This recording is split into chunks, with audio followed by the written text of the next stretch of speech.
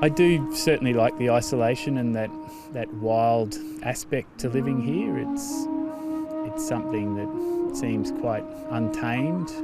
There's an element of drama to the weather here, which I think is something that fascinates me.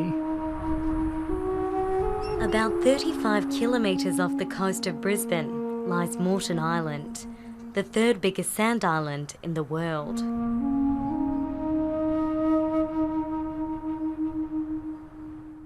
Photography allows me to breathe. It's something that brings me pure joy.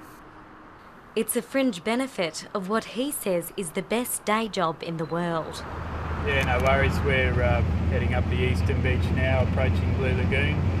We should be up at Cape Moreton in about 15 minutes over. He lives and works on Moreton as a park ranger, which is busy with campers and tourists. How are you? G'day. How you going? Good. How you doing? Yeah, good. We manage the entire national park, which is about 96% of the island. We look after the roads, the infrastructure, the campgrounds. He's also responsible for maintaining Cape Moreton Lighthouse, built in 1857 from local sandstone. It was built before Queensland was even a state, so it's got a lot of cultural and heritage importance to it, but it's still used as a navigational aid for shipping and boaties as well that navigate around the top of Moreton Island. It's a remote spot, but Kieran Lusk's life is never lonely.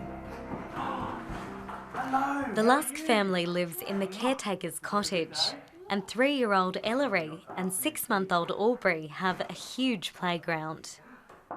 We've got whales swimming by our front door, we've got a lighthouse in the backyard, we've got spectacular beaches.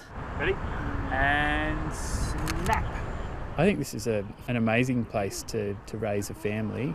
I think it's a once in a lifetime experience for not only us but the kids. I think they'll look back hopefully in 10 or 20 years and yeah, really like it. But life's not without its challenges. A return trip to Brisbane takes 14 hours. We're obviously very organised and we have our fortnightly provisioning trips, and once a month we'll do a very large grocery shop. Sometimes I dwell upon some of the hardships that we face, and I think about those that have gone before us and I think, well, actually they had it much harder than we do. Over the past century, the role of taking care of this lighthouse has changed significantly. While the first keepers had to make sure an oil wick burned throughout the night, the light is now automated and solar powered, and Kieran's role is about preserving an important part of the state's history. Technology has also provided him with an outlet for his main passion, photography.